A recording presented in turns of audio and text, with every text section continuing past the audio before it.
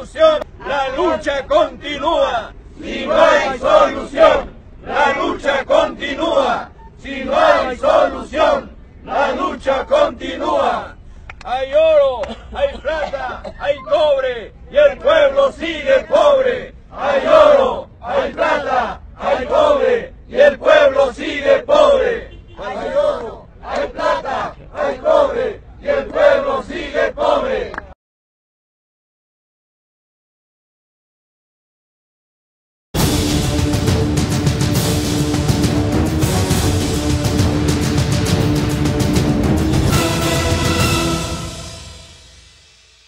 Puede ser responsabilidad. El comunismo siempre ha tenido buena prensa. Ahora que estoy en pleno volumen 3 he descubierto que Rusia, cuando pasó de Rusia a ser la URSS, perdió en la guerra civil 1,5 millones de personas. Mucho, ¿eh? Sin embargo, perdió en los primeros 5 años de égida de Lenin, de hambre y de frío, casi 30. Estamos hablando de 1/4 de la población. ¿A qué no se lo han enseñado en el colegio? ¿Por qué? ¿Por qué no sabemos esas cosas? ¿Por qué no sabemos, por ejemplo, que todos los jefes de fila del comunismo fueron señoritos, hijos de papá, que vivieron de sablazos y de lo que les daba a su familia? ¿Por qué no recordamos que Marx dejó morir de hambre y de frío a 3 hijos? ¿No sabían ustedes que Lenin vivió 30 años de las remesas de su mamá? Ni un solo cabeza de fila igualitarista ha trabajado. Todos han creído que podían vivir de revolucionarios profesionales. Qué cosa curiosa. Pero ¿por qué no me lo han enseñado a mí esto, bachillerato? ¿Por qué, mientras estudiaba Derecho y Filosofía, no me lo han enseñado a mis profesores? Cosa curiosa.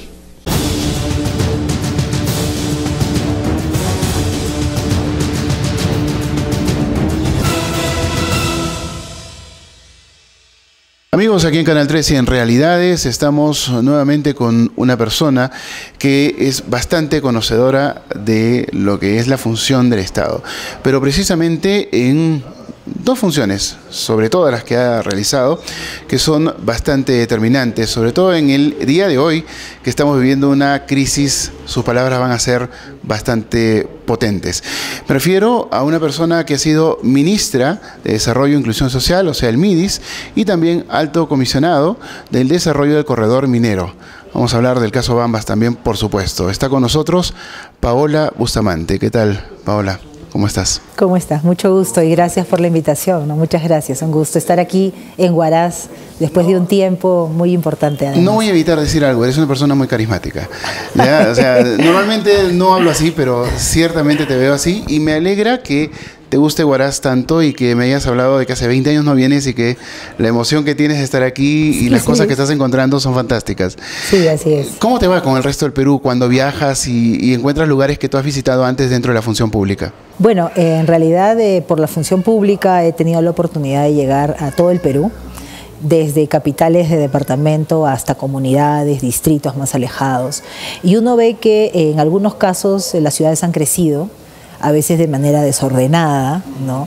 Vemos cómo en ciertas zonas ha habido desarrollo. Yo creo que Huaraz, por lo que estoy viendo, digamos, ha habido un desarrollo importante, pero creo que también es un departamento, Ancash, ¿no? Que ha podido desarrollar mucho más, que hay muchos retos todavía. Tocabas el tema minero.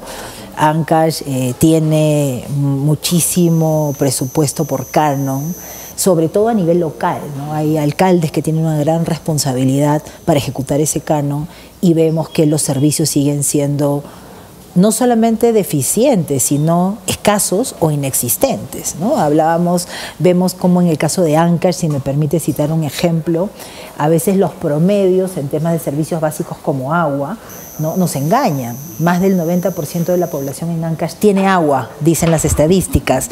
Sin embargo, cuando uno comienza a mirar si en los diferentes puntos de distritos y provincias del departamento de Ancash abren el caño cualquier hora del día, tendrán agua, solo el 46% aproximadamente tiene agua 12 horas y un poco más 24, un poco menos, perdón, 24 horas. Entonces vemos que efectivamente no solamente es garantizar el acceso a los servicios, sino la calidad y la frecuencia, ¿no? Entonces creo que son retos que son importantes analizar, sobre todo en este contexto de nuevas elecciones.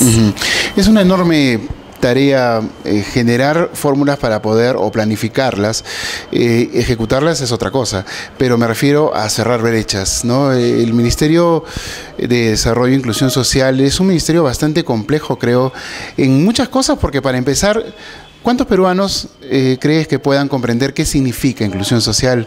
¿No? Digamos, para empezar eso, ¿para qué está el ministerio? ¿Qué es lo que hace? ¿Cuáles son las funciones? ¿Y hasta dónde impacta eso socialmente? Desde que se creó justo en el gobierno de Humala, en el cual fuiste ministra, ¿qué cambios positivos has visto y hasta dónde tú crees que ese impacto de este ministerio ha generado cambios y ha generado pues cosas positivas a nivel nacional y dentro de las poblaciones que seguramente han sido más marginales o más olvidadas del país hasta la actualidad? Bueno, yo creo que la apuesta por la inclusión social y el desarrollo ha sido importante ponerla sobre la agenda. De hecho, en el quinquenio liderado por el presidente Humala como máxima autoridad, CEPAL, ¿no?, tuvo a bien además trabajar inclusión social en toda la región de América Latina. ¿Y eso qué significaba? Significaba que es un tema que tenemos que analizar en profundidad porque hay mucha desigualdad, ¿no?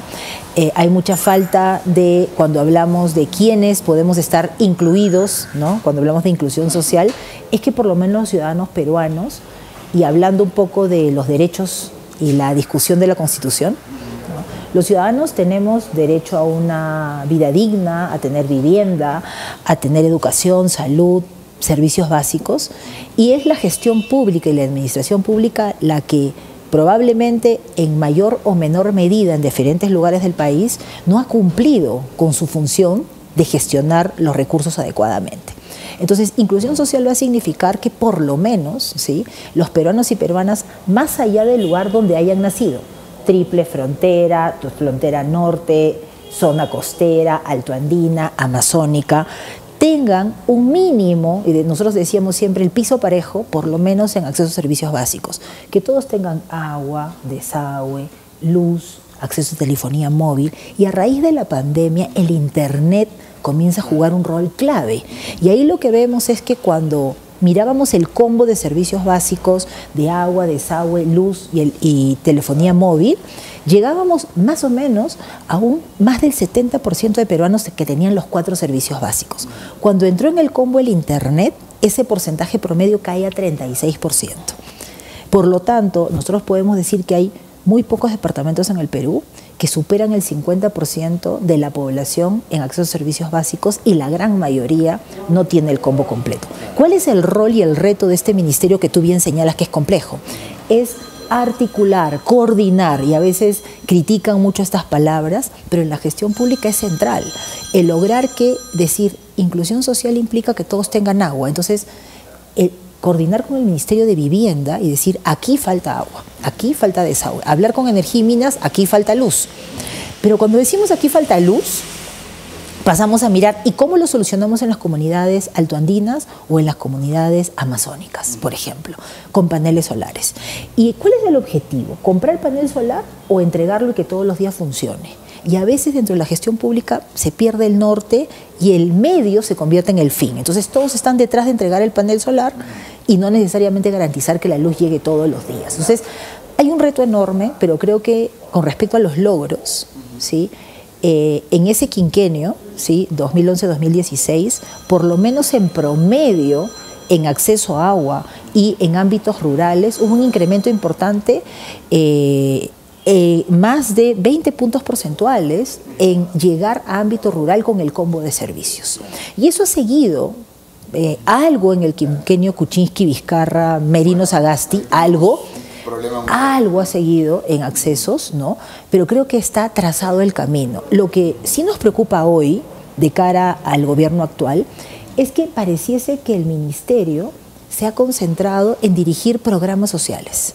Y como ustedes pueden ver, he tomado algunos minutos de esta entrevista para hablar de temas de política social, claves para el ejercicio de los derechos ciudadanos. Los programas sociales juegan un rol central porque vienen a complementar, ¿sí?, la acción del Estado para paliar determinadas situaciones de necesidad, como acceso a recursos cuando estás en una situación casi de indigencia o pobreza extrema, o buscar que a través de transferencias monetarias condicionadas puedas lograr acceso a educación y acceso a salud. Sin embargo, hoy vemos que el Ministerio de Desarrollo e Inclusión Social, con ese gran rol que tiene de articular diferentes ministerios, pero además teniendo a la vicepresidenta del Perú como ministra, o sea, eso es como alguien que haya diseñado y he formado parte del ministerio desde el inicio. Tú dices, el poder que puede tener una vicepresidenta del Perú dirigiendo un ministerio como el MIDIS, tú dices, es la oportunidad de poner el cascabel y hacer que todo funcione como un reloj, ¿no? Pero realmente no está pasando y la prioridad se está dando en que los programas sociales sigan caminando. No hay nada de política de cierre de brechas, pero además el hambre, que es una necesidad y que hace muy poco además está totalmente resaltado por Carolina Trivelli, que fue la primera ministra del MIDIS, está siendo atendido con bonos absolutamente temporales y con canastas.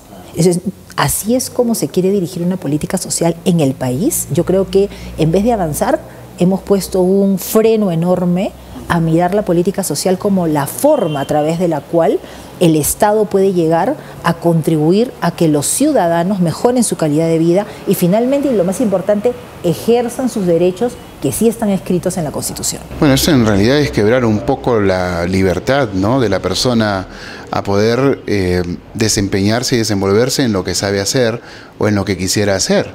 Porque si no tienes opciones para poder hacerlas o desarrollarte, porque precisamente el gobierno no está dando las condiciones para que esto suceda, desde el tema económico en el que ya estamos un poco mal, ¿no?, hasta el hecho en que te están poniendo el pan en la mesa con unas canastas o con esos bonos que en realidad, bien lo has dicho, son temporales. No sabemos hasta dónde se van a seguir emitiendo esto y hasta dónde va a dar la caja fiscal para seguir manteniendo a las personas a través de bonos que en realidad son ínfimos, porque eso que tampoco... además no las mantiene. Así o sea, es un solo bono, el Yanapay, que ha llegado a hasta 700 soles en algunos hogares.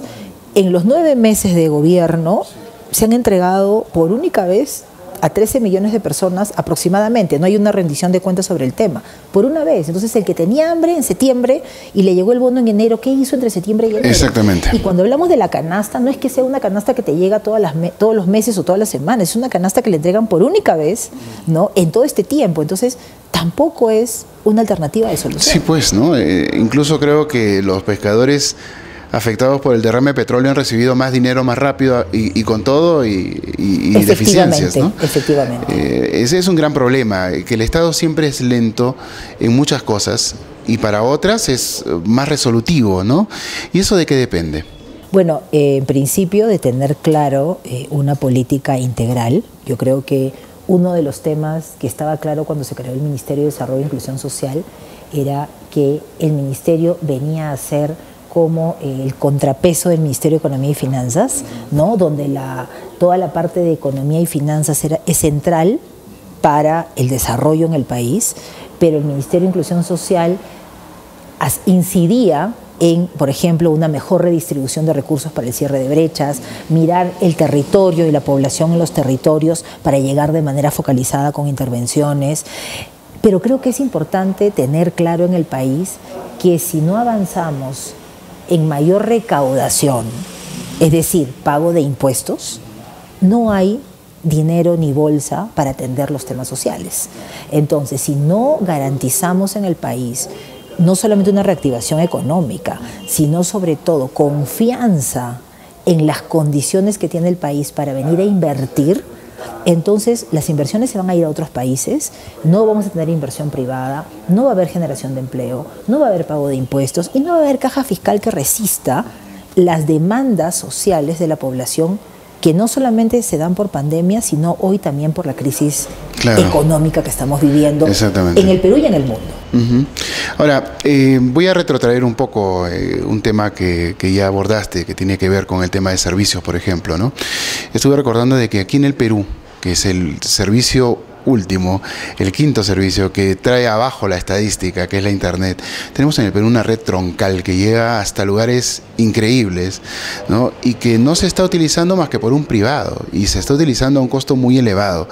¿Cómo se puede romper este sistema para que de alguna manera esa Internet sí llegue masivamente y se cambie el concepto de este mismo? Porque si esto fuese utilizado de otra manera, se eleva otra vez la estadística, ¿no? Sí, claro, definitivamente. O sea, yo creo que hay un tema que es central, y es que desde el Estado y la gestión pública, cuando tú licitas o concesionas, ¿no?, o generas el atractivo para la inversión privada, tienes también que mirar cómo esa inversión privada va a actuar en el territorio, ¿sí? Normalmente las inversiones se dan por anillos, ¿no? Entonces tú tienes al centro la inversión capital de departamento, tienes alrededor del anillo la periferia, y en el tercero o cuarto anillo están las zonas mucho más alejadas.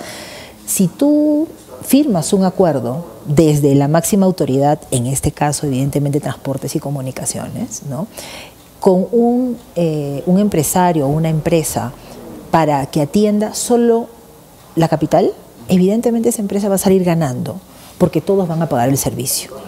Pero uno de los temas que fue bien interesante y que trabajamos en su momento con Energía y Minas para el tema de acceso a electricidad, por ejemplo, era no trabajar en función a niños, sino elipses. Entonces tú tienes una elipse que te abarca, en vez de que sea cerrado, ¿no?, te abarca capital de provincia, capital de departamento, distrito, zona alejada. Entonces, la inversión privada tiene que, para ganar el proceso, tiene que ofrecer condiciones para llegar no solamente a la capital, sino a las zonas más alejadas, que probablemente con la capital pueda recuperar más rápido su inversión, pero en la zona más alejada le va a costar un poco más. Entonces, eso hace que haya un balance. Entonces, definitivamente, ¿cómo? Ante tu pregunta, ¿cómo? Es una decisión política y de gestión del sector, ¿no? Y por eso tan clave la relación con inclusión social. Este tipo de temas los conversábamos con los ministros y ministras de las carteras, básicamente que licitaban grandes inversiones, para tener en cuenta las zonas más alejadas. Porque el actuar normal es, llego, ¿no?, por circunferencias, por anillos, y voy avanzando poco a poco. Pero cuando te toque licitar comunidades altoandinas o indígenas, ¿quién se va a presentar? ¿Qué es el pan de cada día? O sea, los alcaldes se quejan porque no tienen buenos proveedores, porque nadie quiere ir a esas zonas porque no les sale rentable.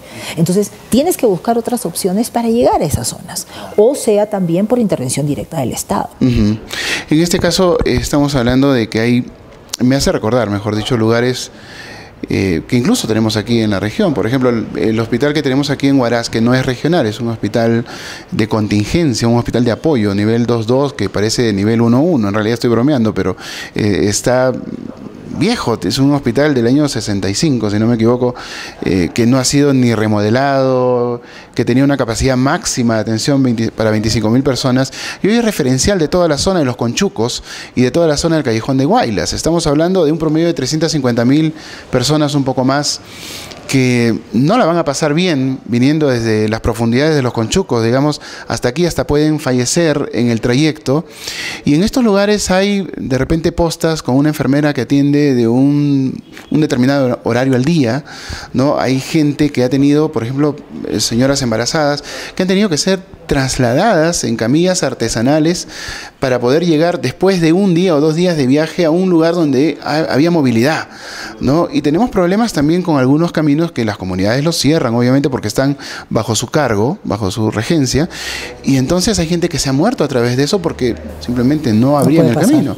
Entonces, no tenemos centros hospitalarios, por ejemplo, bien equipados, ni tampoco con personal al día y en el lugar cuando puede atender, y no lo hace porque no está. ¿Qué tiene que pasar para que eso cambie y esta gente esté en el sistema de salud, por ejemplo? Bueno, yo creo que hay una apuesta desde hace muchos años a trabajar a través de las redes, las microredes, y cómo en cada punto, ¿no?, se miden los tiempos entre que un ciudadano pueda llegar a un punto de atención en salud. Entonces, lo primero que se tiene que ver es que si eso está pasando en cada una de las zonas de nuestro país. Y eso es trabajo directo de las direcciones regionales de salud, o sea, DIRESAS. ¿De quién dependen? De los gobiernos regionales. Entonces, Yo creo que yo creo que hay voluntad política y voluntad técnica, ¿no? Porque el gobernador o gobernadora, ¿no? Y que aprovechando que vamos a entrar en un proceso electoral dentro de muy poquito, o sea, eso es lo que el ciudadano debe pedirle, ¿cómo lo vas a hacer? Entonces, voluntad política es que quien gane las elecciones o quien esté en campaña diga, lo voy a hacer, ¿sí?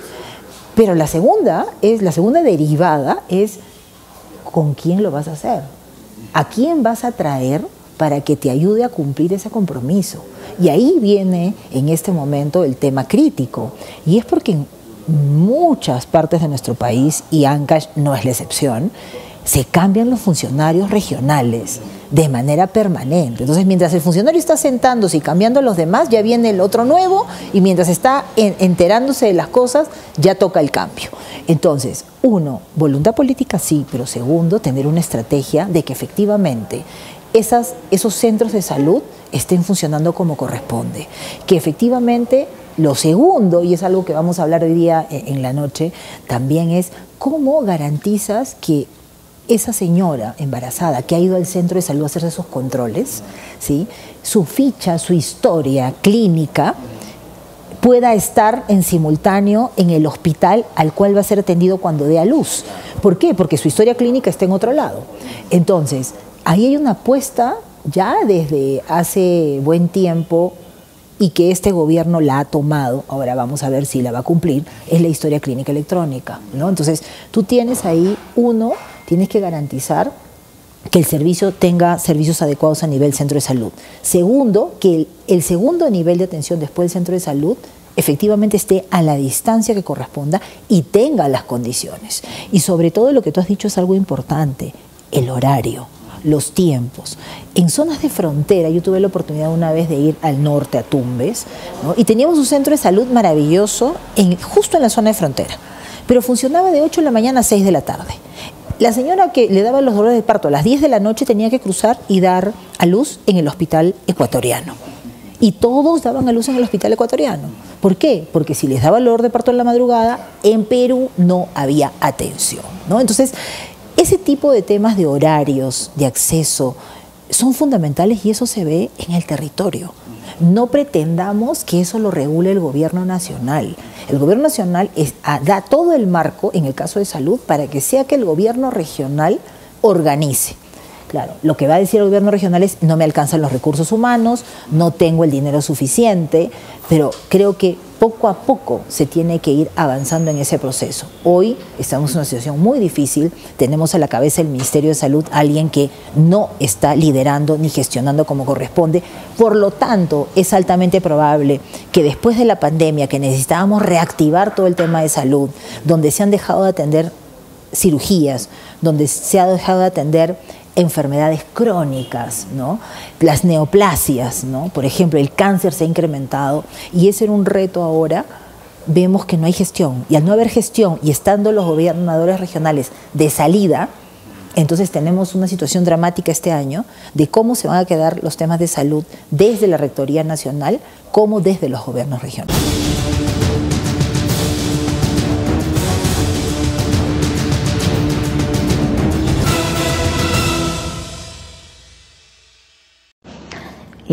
Yo doy una conferencia donde explico bien lo que es el socialismo del siglo XXI de acuerdo al proyecto, cómo tienen aspectos de estrategias muy particulares, o sea, tiene lineamientos generales, cambiar las constituciones para perpetuarse en el poder, terminar con la separación de poderes. Bueno, es lo que está planteando Cristina ahora. Lo que están planteando todo, de una manera u otra lo hacen, ves revisando los países, ves revisando para que veas qué es. Lo que pasa es que cada cual lo hace. ¿Cuáles son entonces los puntos? ¿Cambiar la Constitución? Primero inmediatamente cambiar la Constitución, terminar con la división de poderes, terminar con las instituciones republicanas de una manera o de otra, terminar sobre todo hacer monopolio de los medios, siempre el enemigo poderoso, un enemigo ajeno poderoso, pueden ser los americanos, los yanquis, como le llaman, y también el odio, la división. En Cuba, los valores, que son los que yo defiendo: familia, libertad, amor, convivencia, respeto. Derechos humanos. Sí, todo eso, terminar con eso, porque conviene dividir la sociedad, sembrar el odio es muy importante. Todo eso lo concibe él y dijo, lo vamos a lograr, y repetía, porque los oligarcas son malos, pero son bobos. Le hacían. A nosotros llegaron a cortarnos el agua, la luz, primero en la cuadra, después en el edificio y después en el departamento. Además, si íbamos hasta la iglesia, que era donde podíamos ir, nos seguía un auto y se sentaban detrás de nosotros.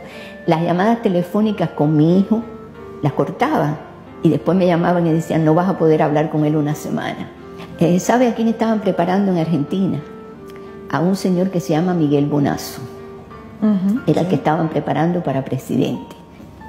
Sé que realmente en el fondo él nunca quiso a los señores Kirchner.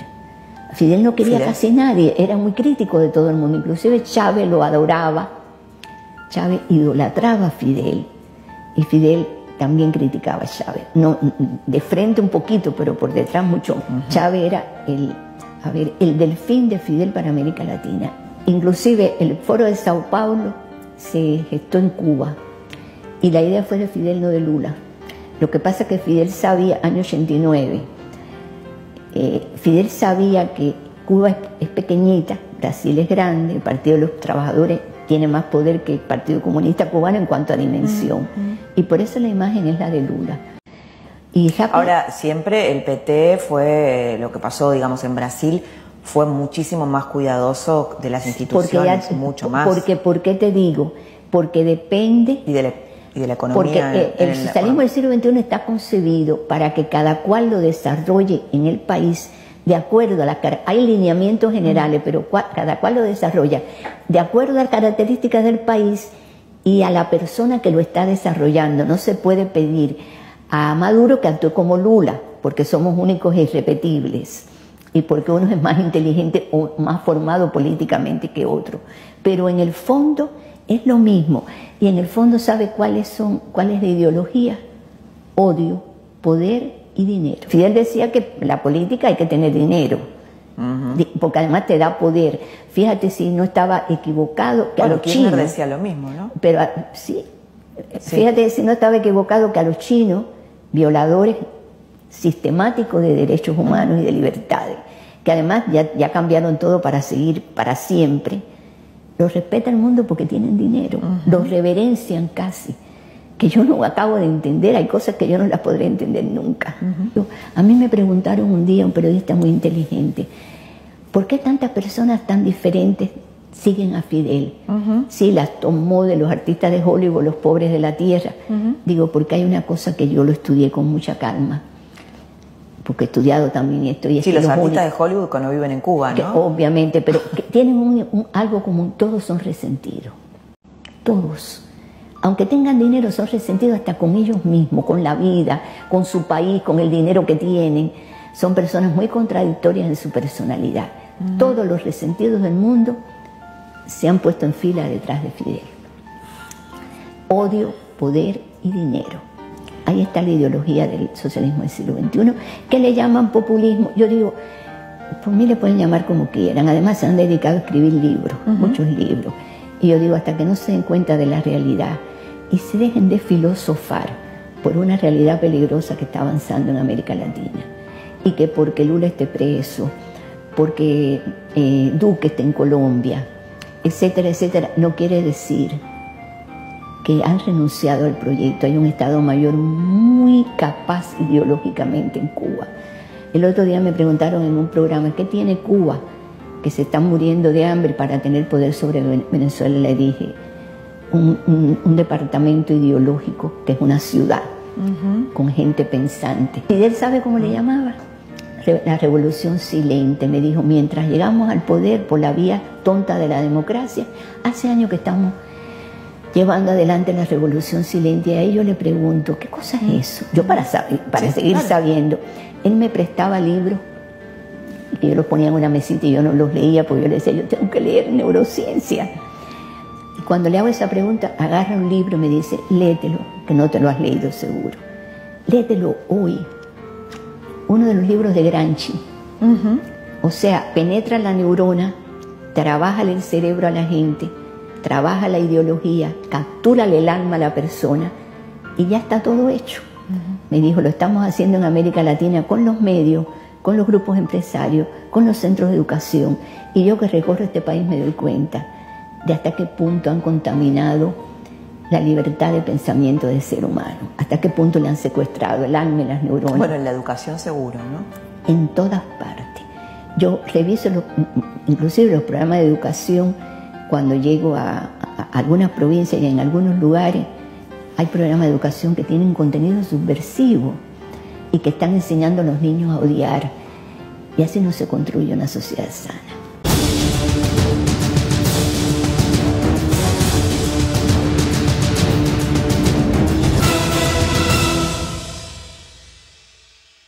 Claro.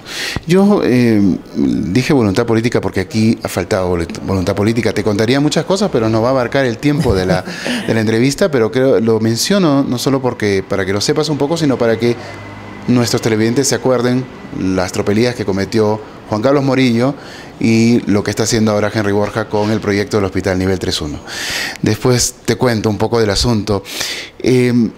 La planificación de partida del MIDIS a futuro es llegar a conseguir alguna meta principal en nuestro país que sea irreversible, que se pueda sostener con el tiempo. ¿Qué tan lejos estamos también de esa meta? ¿Cuál fue la meta más importante? Y esa meta, bueno, ¿qué tan lejos está? Bueno, creo que lo primero, el Ministerio de Desarrollo e Inclusión Social tiene una política de desarrollo y que tiene como objetivo que efectivamente se logre 5 ejes de atención en función al ciclo de vida. El desarrollo infantil temprano de todos los niños del Perú, ¿sí? La atención, digamos, debida nutricionalmente de los niños en su primera infancia, trabajar por el desarrollo de los niños en edad escolar, o sea, que desarrollen bien, no tengan anemia, que finalmente logren terminar sus estudios, que los hogares tengan ingresos de manera sostenida y que los adultos mayores también tengan una vida digna. Para eso hay una serie de acciones que se tienen que realizar y todavía no estamos tan cerca de llegarlo. Pero hay temas y definiciones que se planificaron en el MIDIS desde el inicio, que fue primero avanzar con la reducción de la pobreza extrema y con la reducción de la pobreza. Y sí se redujo de manera importante la pobreza extrema y la pobreza. Situación que entró en una etapa de letargo en el quinquenio anterior, teniendo en cuenta la situación política. Fue bien difícil avanzar, pero nos manteníamos en un 20%. A raíz de la pandemia se dispara la pobreza, pero también se dispara la vulnerabilidad. ¿Y qué es la vulnerabilidad? La vulnerabilidad es justo ese estadio en el que se encuentran los hogares que acaban de dejar de ser pobres, que ganan un poquito más de recursos, pobreza monetaria, pero por cualquier factor externo, el papá o la mamá se quedan sin empleo, vuelven a caer en pobreza. Entonces yo diría 2 temas. Uno, primero, que se tiene que seguir trabajando de la mano, porque el MIDIS no lo puede hacer solo, nada puede hacer solo, ¿sí? La pobreza va a ir de la mano en la reducción, atendiendo a través de programas sociales, pero sobre todo generación de empleo, generación de oportunidades económicas, si no, no es sostenible. Lo segundo es cómo trabajas con la población que salió de la pobreza. Una discusión interesante que se dio en el año 2019 fue, la pobreza sigue cayendo, poquito pero sigue cayendo, en el 19 prepandemia. Todos los que salieron de la línea, vamos a trazar esta línea, todos los que están debajo de esa línea son pobres, todos los que están encima no son pobres, ¿sí? Logramos que salten la línea. ¿Y qué pasa con los que saltan? ¿Qué apoyo les da el gobierno a través de qué ministerios? ¿Quiénes se encargan de que no vuelva a caer? Entonces, ¿cuál es el trabajo que en este momento para mí es fundamental? No solamente es preocuparnos porque la capa de pobreza y pobreza extrema mejore sus condiciones de vida, sino que quienes salgan de la pobreza no caigan. Y eso es algo que se está discutiendo desde el 19 en adelante, ¿sí? Y ahora nuevamente con las nuevas cifras de pobreza, ¿no? La pobreza ha caído, felizmente, ¿no?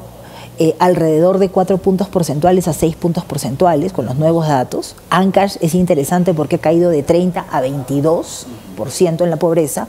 Sin embargo, la vulnerabilidad se mantiene. ¿Y eso qué significa? Que, si bien es cierto, por la pandemia muchas personas cayeron en pobreza, ahora por la crisis económica otra tanta podrá caer en pobreza. Por lo tanto, se tiene que apostar, uno, generación de empleo, oportunidades económicas para las poblaciones rurales que tengan ingresos de manera sostenida y permanente, de tal manera que de esa forma, cuando tú llegas con otros componentes, salud, educación, nutrición, primera infancia, ¿no? Fluya. Pero si la familia está pensando en comer, en que tiene hambre, si eso no se trabaja actualmente, que es algo que no pasaba desde hace muchos años. Si bien es cierto, había una necesidad, el hambre no era algo tan sentido como a raíz de la pandemia y ahora a raíz también de la crisis económica. Que ahí hay un reto importante y claro que sí, o sea, a raíz de los objetivos de desarrollo sostenible se plantearon metas en el mundo. Perú estaba a punto de llegar a la meta de pobreza extrema porque estábamos ya en 2,5, ha vuelto a subir a 5, está bajando un poquito, en el caso de la pobreza subió a 30, ya bajó, sin embargo, no terminamos de generar las condiciones para que la pobreza finalmente sea controlada y pueda las personas progresivamente que deje de ser endémica, digamos, en el país, ¿no? Algo así. Exactamente, o sea, hay una capa de 20% que no se logra romper, ¿no? Y que es necesario ello. Sí, pues, pero dentro de todo tampoco no somos un país de pobres como nos vendieron en la campaña política. Somos un país con hambre, pero distintas hambres. O sea, no solamente el hambre diaria de muchas personas que todavía no logran superar un estadio de extrema pobreza o de pobreza, sino también de hambres de salir adelante, de hambres de conseguir cosas que no tienen, ¿no? De mucha gente que está en algún lugar y tiene sueños y que todavía no los puede conseguir. La generación de empleo me parece fantástica. Ojalá se pudiera dar, pero es bien complicada, bien compleja y sobre todo en el contexto actual es muy difícil. ¿Crees que sea necesario implementar algún programa social adicional de repente para estas personas que están emergiendo de la pobreza y pasaron la línea y están en vulnerabilidad? ¿O crees que es suficiente con los programas que están actualmente en funcionamiento? Mira, en el 19 tuvimos esa gran discusión, ¿no? Y uno de los temas que llegamos a la conclusión cuando estaba Salvador de primer ministro fue que hay un nivel de rectoría que tiene el Ministerio de Inclusión Social con el mensaje desarrollo e inclusión social y la imagen ha sido MIDI se encarga de los pobres, ¿sí? Coordina, articula, pero para los pobres.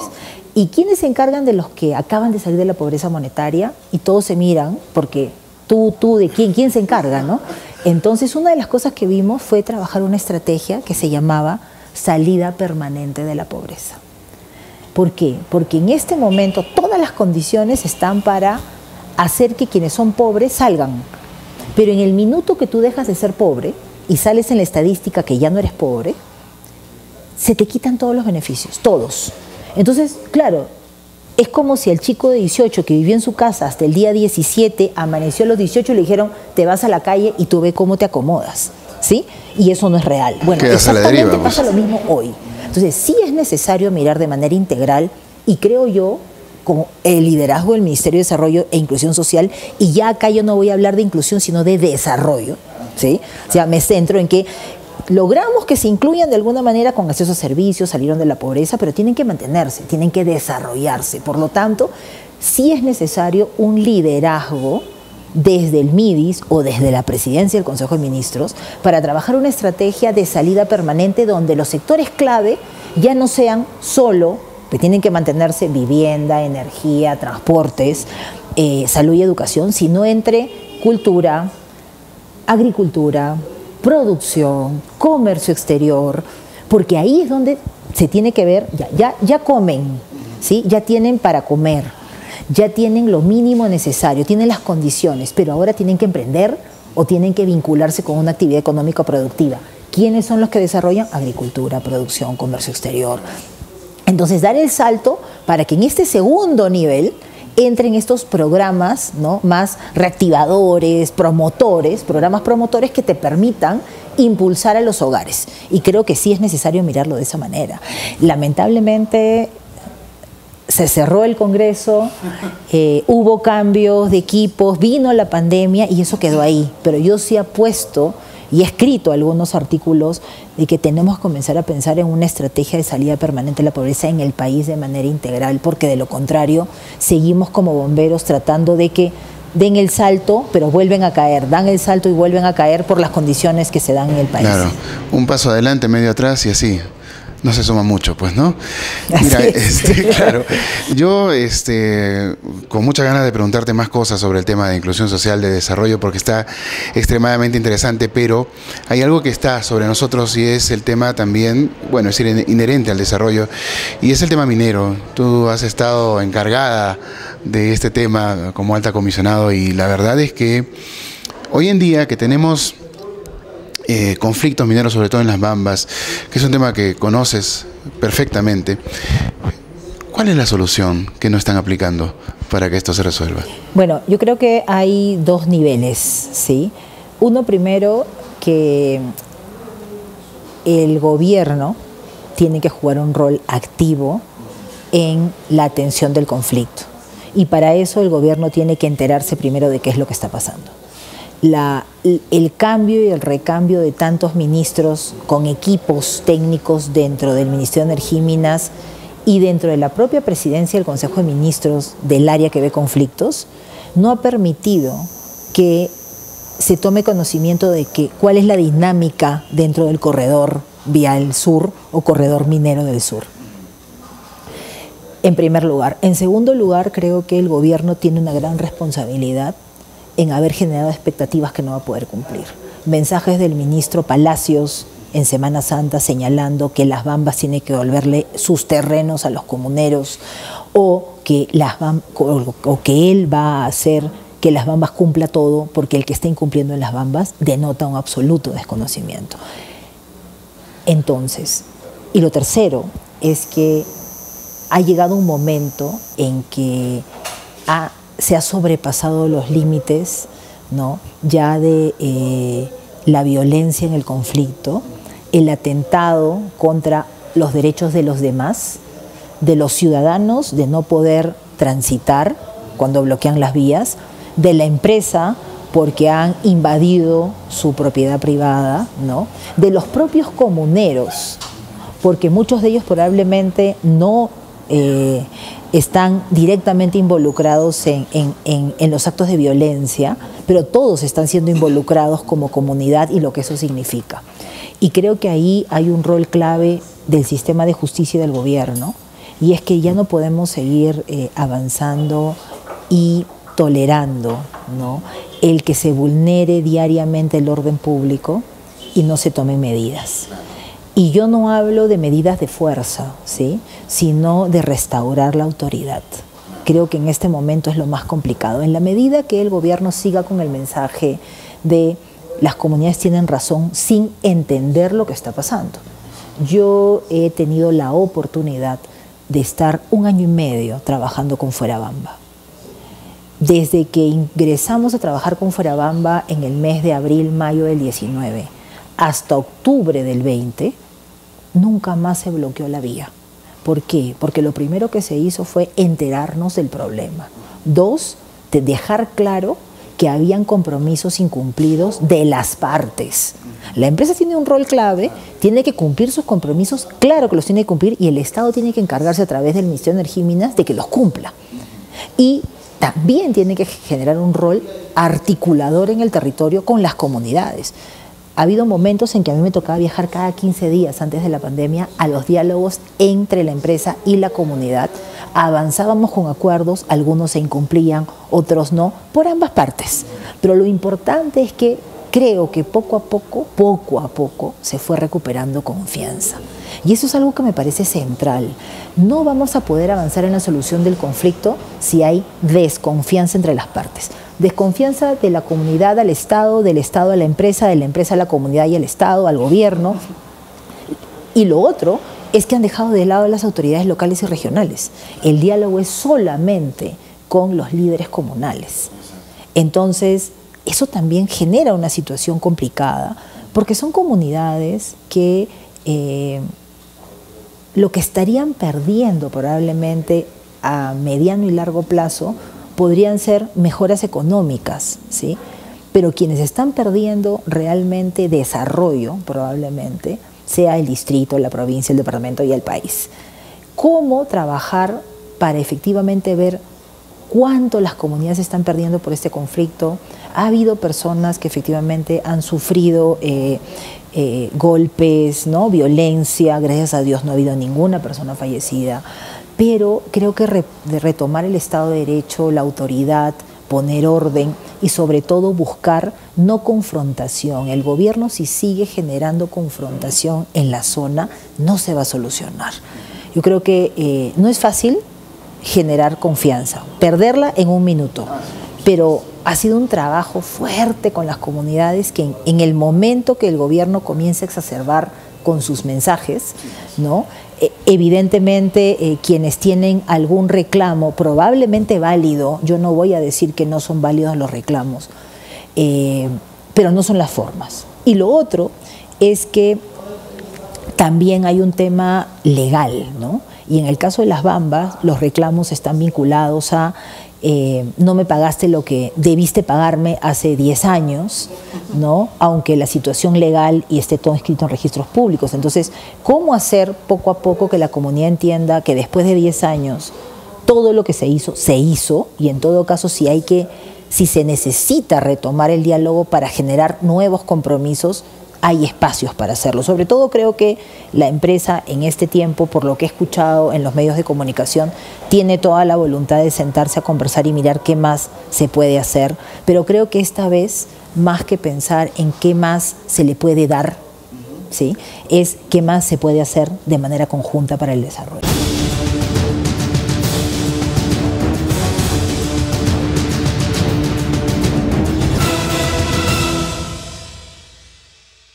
Y la gran pregunta, ¿quién está atrás de estas noticias para desprestigiar a una universidad que creo que no vale la pena, ¿no? Y en el Perú han votado mal, han votado muy mal. Han subido a la presidencia de la República a una persona que no está preparada en absoluto, porque ignora las leyes que gobiernan a ese país.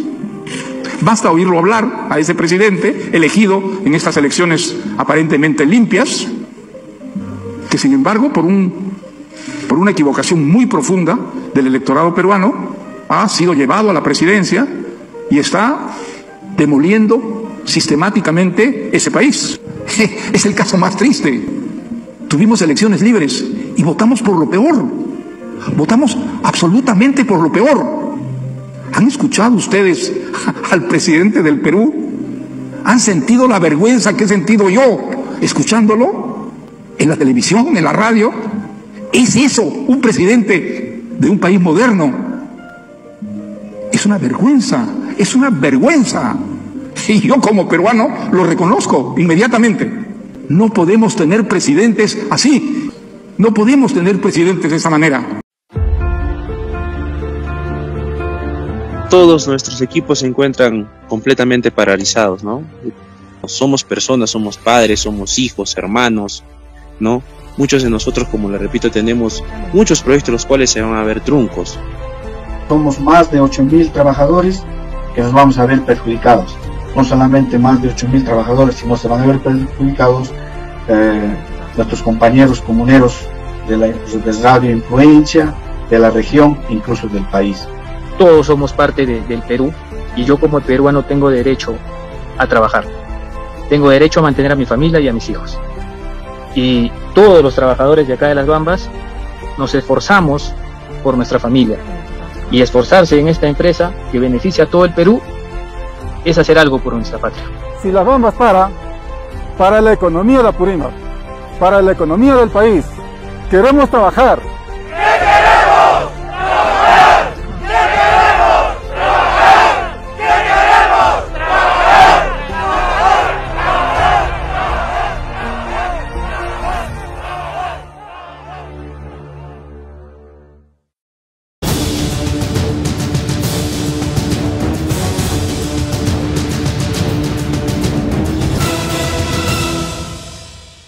Claro, eso sería lo ideal. En todo caso, el problema de las comunidades es que siguen al líder a rajatabla y entonces, pase lo que pase, están de acuerdo con el líder de la comunidad y no dan marcha atrás. Hay un fenómeno interesante en la zona y es que el tema de la desconfianza pasa por todo, ¿no? O sea, tienen líderes, el presidente de la comunidad, el vicepresidente, que son los que dialogan, ¿sí? pero el presidente de la comunidad no puede hacer nada que la asamblea no se lo permita. Si el presidente, es más, ha habido momentos en que, y hoy estamos así, que todo el diálogo se hace en pampas, en espacios amplios, donde pueden hablar los líderes, pero todos escuchan, porque también hay desconfianza interna, en que si se van a hablar a un lugar cerrado, terminen aceptando lo que la empresa les... y la comunidad se siente traicionada. Entonces hay un tema de desconfianza. Eso tiene que ver con los asesores que han llegado a las comunidades para en realidad se han reactivado, diría yo, porque estuvieron muy fuertemente entre el 18 e inicios del 19. Yo conocía a muchos asesores, pero le podría decir que a partir de agosto, septiembre, octubre del 19 y hasta octubre del 20, esos asesores no aparecieron. Yo he estado dialogando con ellos y no existían esos asesores, y la reunión era directamente con la comunidad, con sus dirigentes y con la empresa y con el gobierno, evidentemente como parte facilitadora y para poner orden en algunos momentos para las partes, que es lo que corresponde. Pero han vuelto a aparecer los asesores. Entonces, una de las cosas que hablábamos ayer, reflexionábamos en el simposium del oro que se ha realizado el día de ayer en Lima, uno de los temas era, pero también hay que separar la paja del trigo. Y también vemos que en algunas zonas se está lucrando con el conflicto. Entonces también hay que identificar si hay personas que están extorsionando frente a las personas que legítimamente consideran que están demandando un tema que corresponde a algún derecho ganado o adquirido. Claro.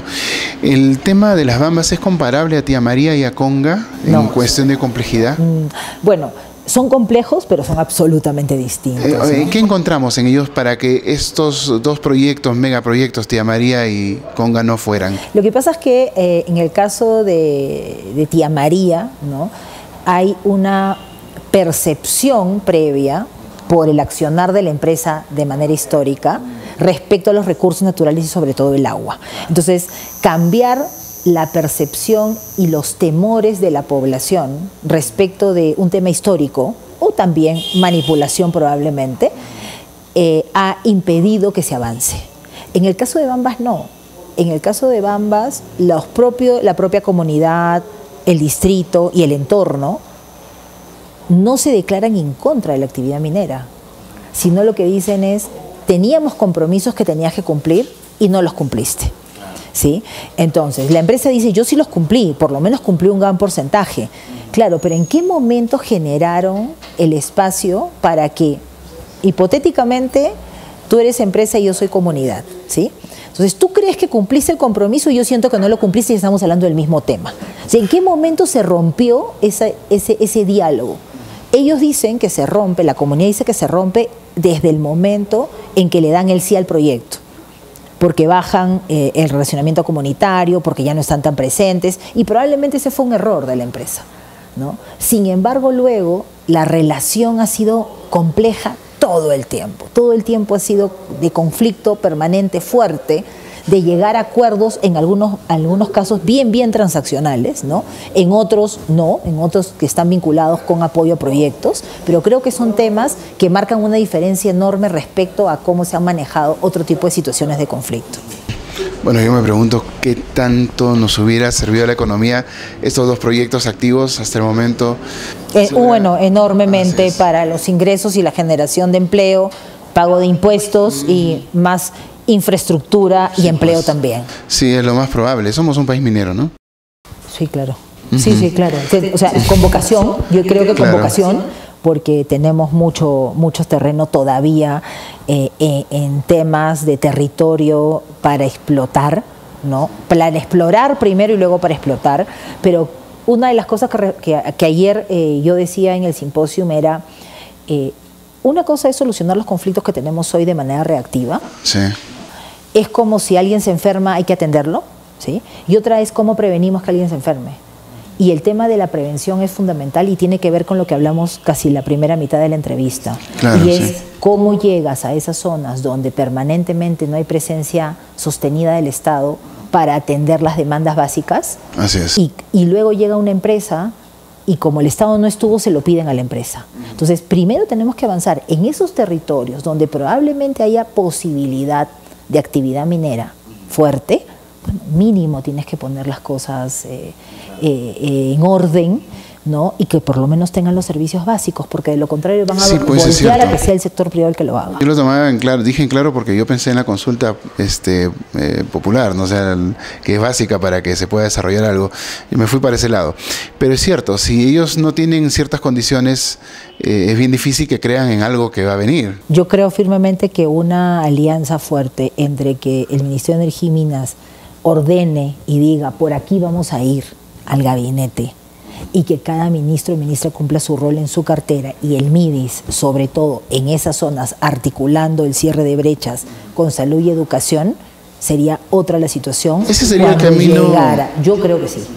Para que el Perú deje de ser antiminero en algunos lugares. El Perú no es antiminero. O sea, el rechazo a la minería por el tema ambiental y ese tipo de cosas. Cuando les preguntas directamente, yo he escuchado muy poco que alguien diga soy antiminero. Lo que dicen es, si la minería va a ir en contra de, entonces no estoy de acuerdo. Entonces, claro, los impactos siempre se van a generar con la minería, con la agricultura. Hablamos con Milton hace un tiempo, la agricultura también te genera impacto, o sea, todo te va a generar impacto, pero hay que gestionar el riesgo y evitar que sea el menor impacto, y en todo caso, ¿cómo haces para que eso sea compensable, ¿no? Entonces, yo creo que es cómo lo gestionas.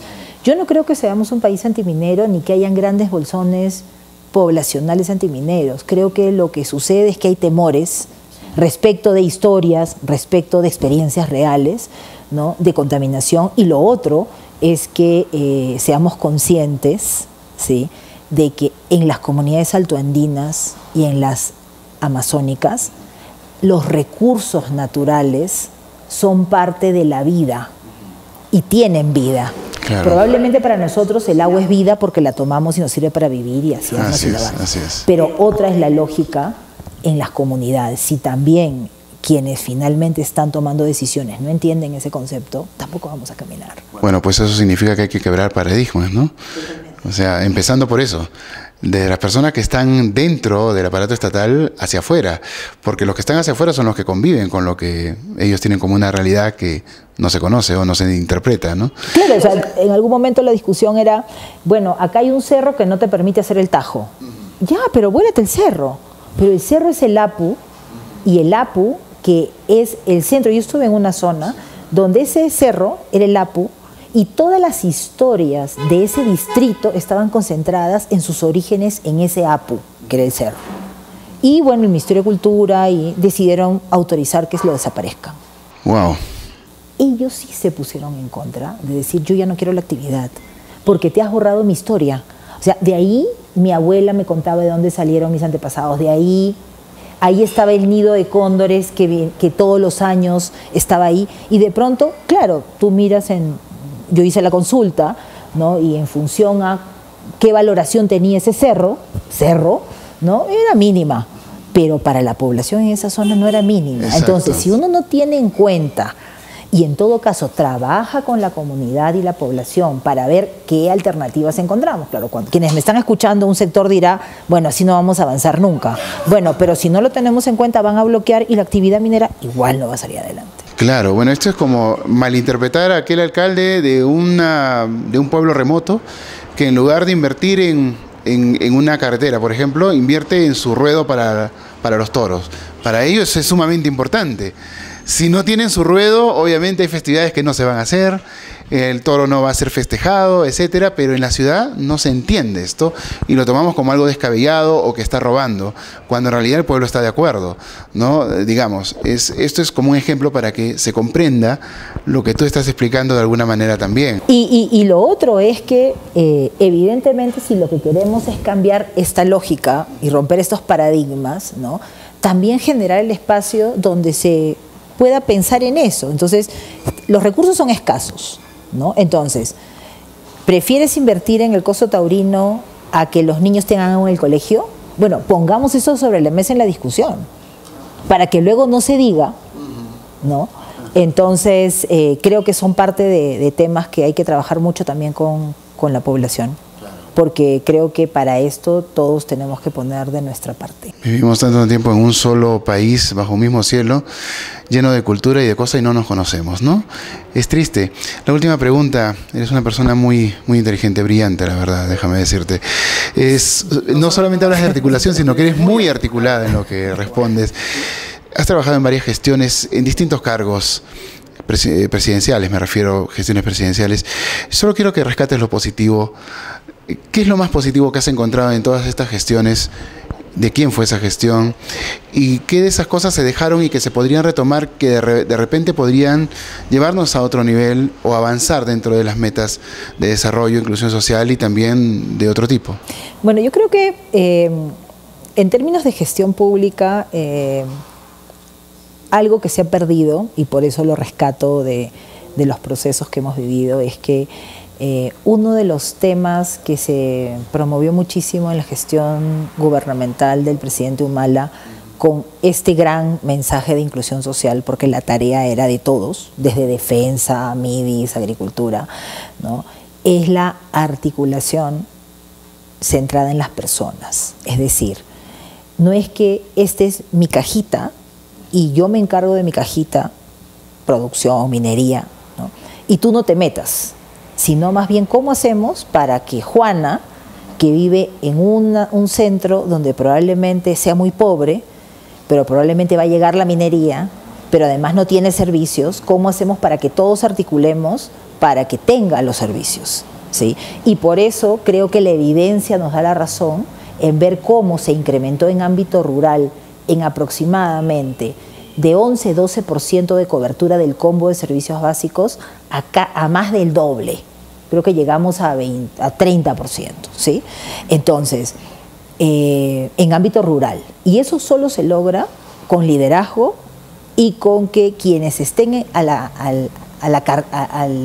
dirigiendo las carteras ministeriales, ¿no?, sepan que no importa si hoy día al ministro de la Producción le toca dar la buena noticia sobre la reducción de la pobreza, o si a la ministra de Economía o al ministro de Economía puede hablar sobre cómo bajó la anemia, ¿no? O sea, no tendríamos por qué sentirnos... ¿Por qué? Porque finalmente es un equipo que trabaja para todos los ciudadanos. Y creo que eso es algo que se perdió en el quinquenio siguiente, porque hubo un mensaje que rompió eso, que fue el del presidente Kuczynski, cuando dijo que cada ministerio se preocupaba solo de lo suyo. Esa articulación se perdió, ¿sí? Entonces creo que si tuviese que mirar la gestión y la articulación para lograr objetivos, creo que por ahí.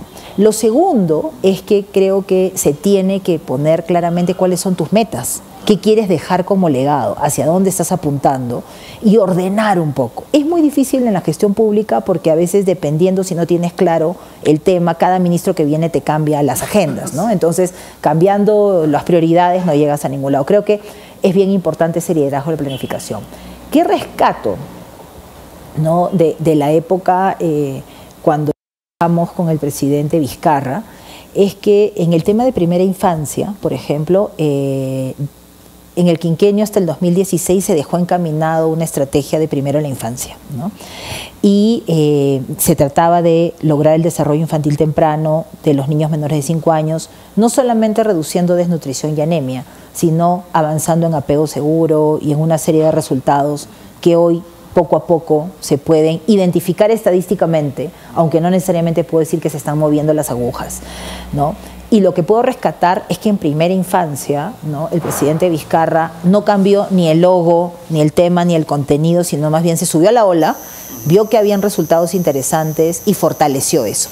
Yo creo que eso es bien importante cuando llegas a gobierno y vas a definir políticas públicas, porque lo peor que nos pasa es que cada quinquenio cambien todas las prioridades. Por lo tanto, creo que eso es importante tener en cuenta, ¿no?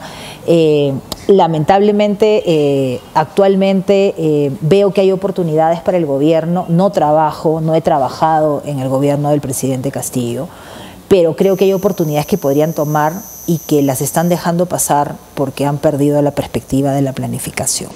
Sí. Y quisiera rescatar de la época del presidente Sagasti que, si bien es cierto, hay un montón de temas sociales que personalmente me hubiera encantado que se desarrollen con más fuerza, La pandemia fue un motivo y un momento en el que fue dificilísimo poder hacerlo. Entonces, ¿qué hizo? Planteó 2 o 3 temas de agenda. Elecciones transparentes, ¿no? Atención y compra de vacunas para el proceso de vacunación. Y esas 3 todos siguieron el camino, cada ministerio hacía lo que le tocaba, pero siguieron.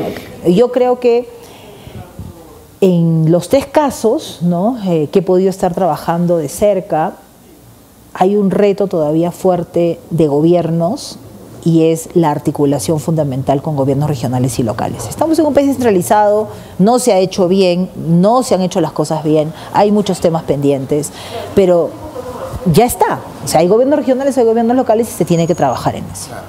Sí, pues bueno, ese sueño medio federativo fue un poco extraño y al final de cuentas, en lugar de que funcionase como región, sigue como departamento, solo que con ciertas normas cambiadas y otro tipo de potestades que no necesariamente se implementan o se cumplen. Exactamente. Pero hay que avanzar. Sí, pues es lo que hay, ¿no? Como se dijo en algún momento. Gracias, Paola. Un placer. Muchas gracias. Con nosotros, Paola Bustamante, ex ministra de Desarrollo e Inclusión Social y alta comisionada del Desarrollo del Corredor Minero, con nosotros aquí en Canal 3 y en Realidades. Ya volvemos.